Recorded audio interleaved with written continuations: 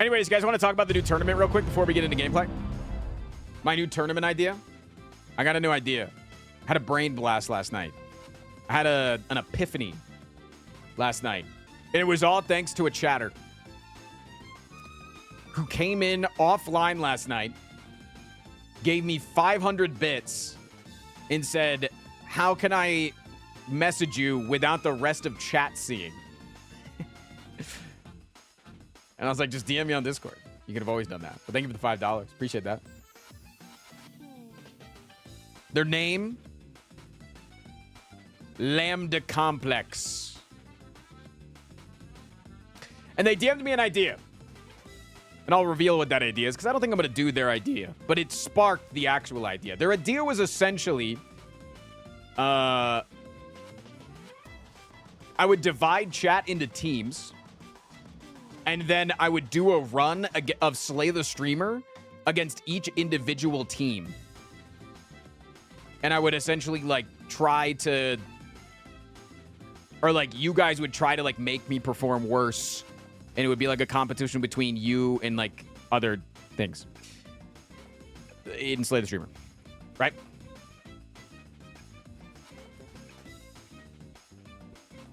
But it sparked the idea. And I let them know that. I was like, I'm letting you know now. You may have just sparked the next idea for the next tournament. And I immediately called my tournament guy, Garrett, who ran the production side of things for the last tournament. And I ran this idea by him, and he said, you have something here. And so then I messaged Surfinite, the guy that made Slay the Streamer 2. And we have a meeting tonight already. So there's already wheels set in motion for this. But here's the general idea. Teams of 2. So let me draw it up for you, because it's going to be a lot easier if I just explain it. So you've got teams of 2. Let's say you have Eric Point Crow and Lud on a team, okay?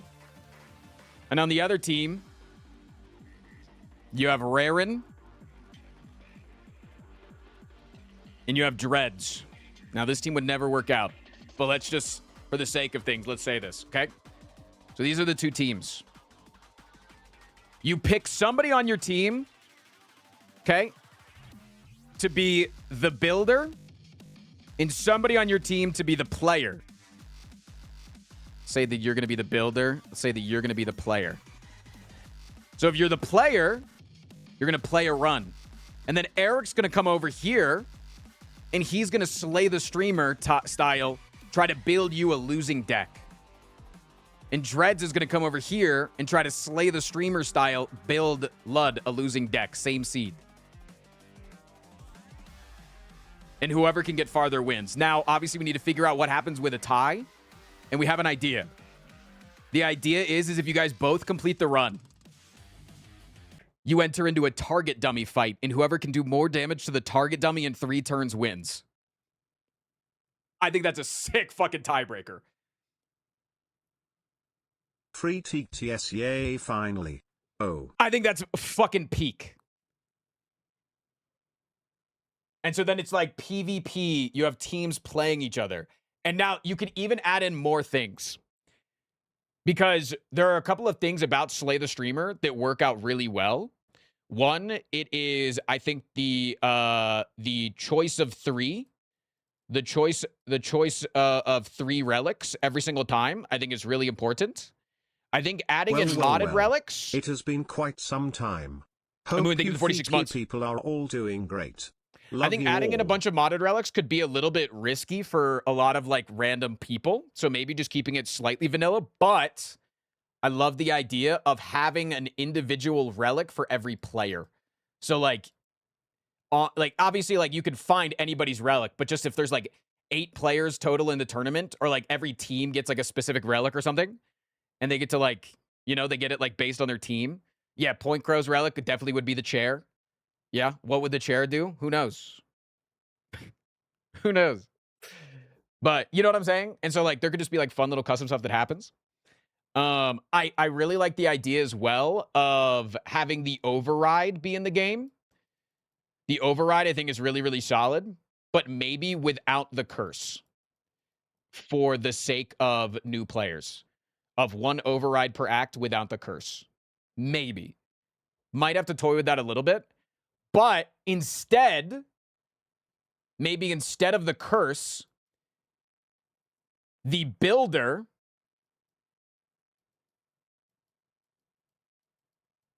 gets a bad potion.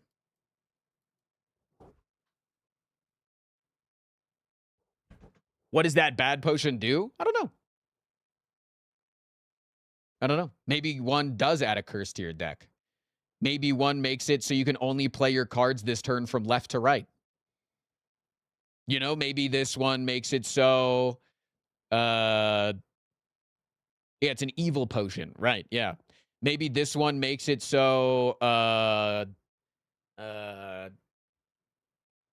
it like forces you to use a Snecko potion right now, right? Yeah. Maybe this one gives a vulnerable potion that gives 2 vulnerable to everybody in the fight, including yourself.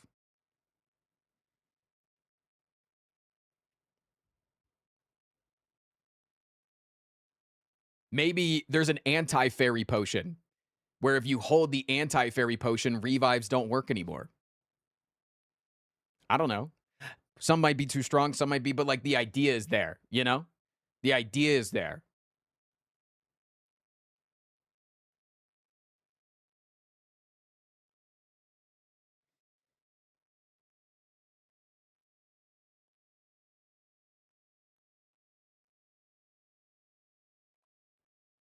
Can't they just throw away the potion? No, no, no, no, no, no, no, no, no, no, no, no, no. You're mistaking me, chat. You're mistaking me. The player doesn't get the potion. The builder gets the potion. This person wants to make the player lose. So if you override, so the player overrides, right? And they say, oh shit, I really want this card and this card reward. The builder gets a bad potion so that they get a tool that they can then use to hurt the player even more for the idea of overriding the card reward. That's what I'm saying.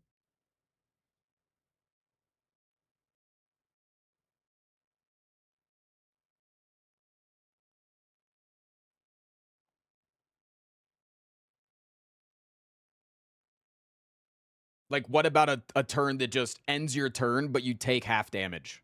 Or you take maybe a potion that literally says, end your turn, take another turn. So, like, if you draw the God hand and you're about to play the God hand, they just go, nope, redraw.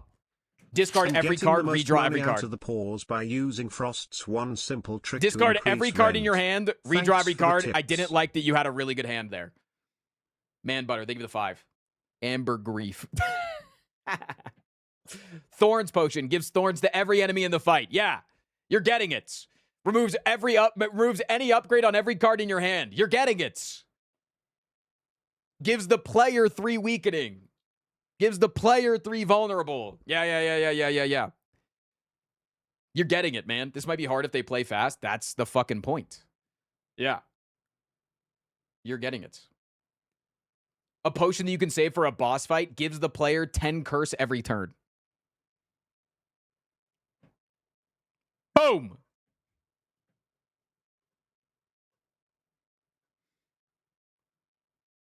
Sorry, 10 doom. Sorry, 10 doom.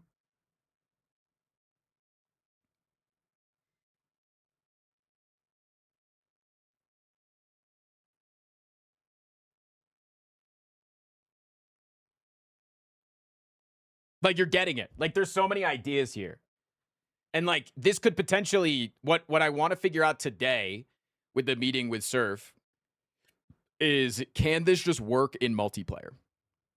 So I join into a multiplayer lobby with Lud or with Dreads, but when they join in, Dreads isn't an actual player, but they're in like an advanced spectator mode where whenever Lud opens up a card reward, Dreads then gets the choice, you know? Like, is that possible? And then so you would have your own UI with your potions or whatever you have.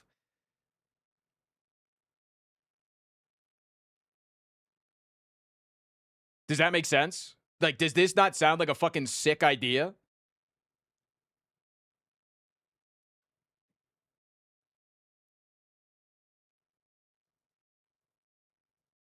And then I think like this too as well. Like you release this mod publicly.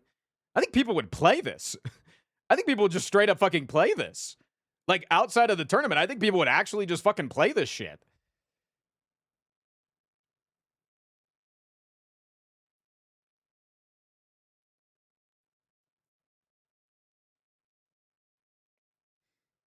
And I'm also questioning like maybe if in between each act, if you can like if you like wait for the other team to get to like if you know you're at the end of the act but they're just starting like the boss fight or whatever, you wait and then the teams can come back together and discuss what was happening. Like, oh, did you find this relic? Oh, did they get this relic? What did they take? Like, did they take pen nib? Did they take this? Okay, like maybe you want to give them like more curses or like more skills. Like maybe just don't take like maybe skip everything. Like their deck seems pretty weak. Like, you know, like you can come through and you can discuss, you know?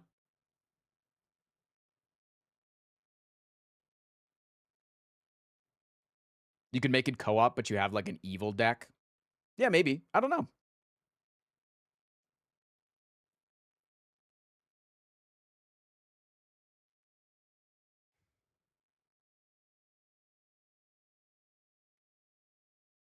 How do you avoid just skip being very strong? It's not. Skip being very strong and Slay the Streamer is not strong at all.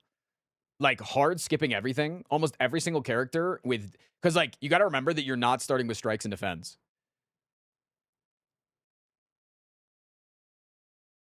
Um, you're not starting with you're not the builder should be called the saboteur. Sure, you're not starting with strikes and defense because you're still going to be starting with the 10 out of 30 cards.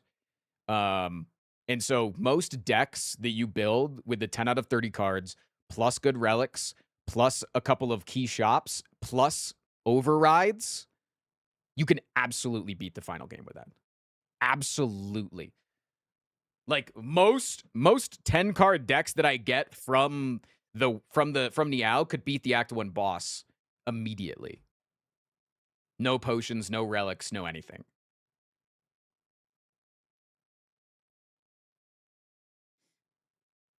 Sometimes there's a seed where you do get fucked, but rarely.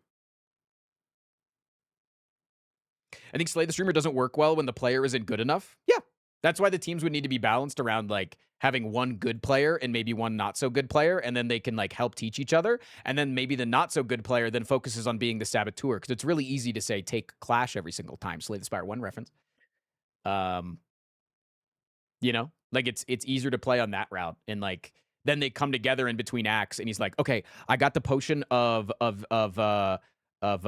beat of death. I got the potion of beat of death, and then Eric's like, okay, remember, don't use that potion unless it's a boss fight and you feel really confident. Don't just throw that out willy nilly. That's a really good potion, and you can save that for a key moment that might be able to kill them in a longer fight.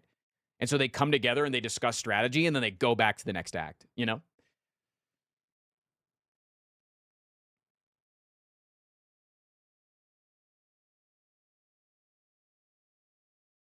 I honestly think that the bad potions should only be available on enemy turns to avoid ping and accessibility issues. Yeah, no, there would definitely be like like maybe the saboteur has to like click a button, like an end turn looking button, and it says like, I would like to do something, I would like to take a turn, and then it's like instead of just going enemy turn or the normal like ally turn, enemy turn, ally turn, enemy turn, they then would be like, okay, this guy would like to have their turn, and that's when they then get to do something, and then it comes back. You know?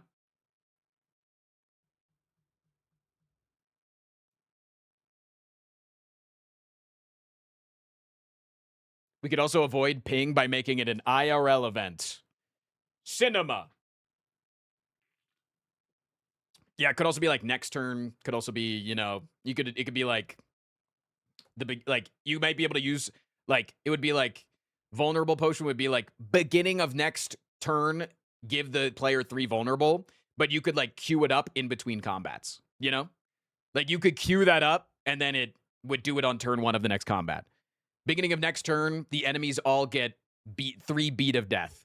And you do that before during the campfire of the boss, right? Before the boss. So then it just gets fucking queued up before the boss even starts, you know?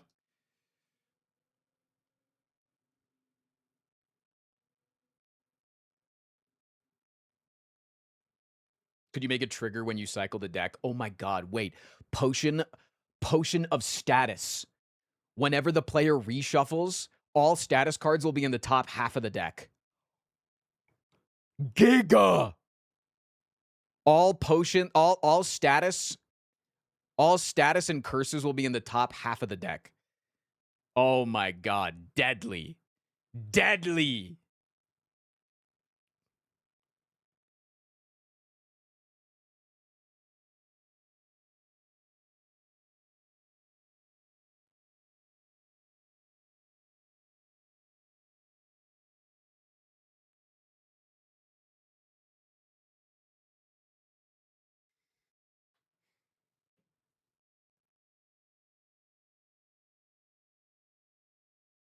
But this idea is good, right? Wait, you guys are as hype as me? Permission to throw this as a second channel video tomorrow? Sure. Yeah, this is fire. Okay, good. Good. Good, good, good, good, good, good, good. Good, good, good, good, good.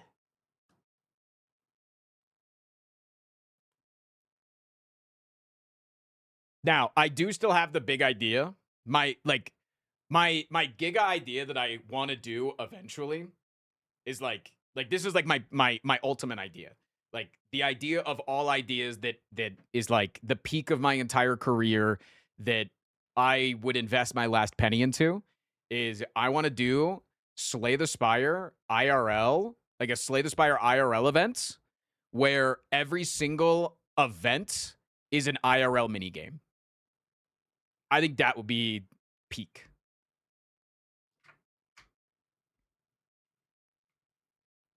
That is like the ultimate thing for me.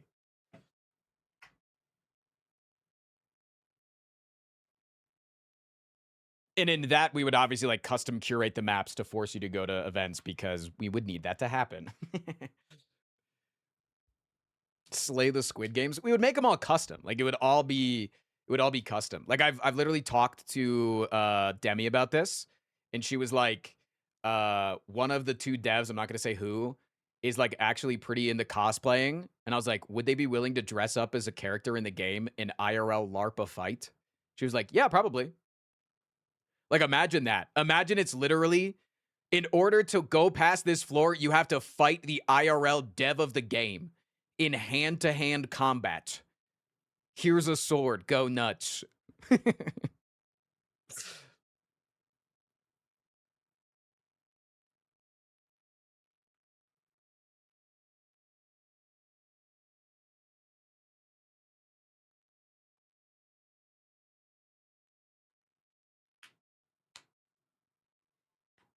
The architect fight, you just have to run over and beat a real architect in like making a bridge out of toothpicks.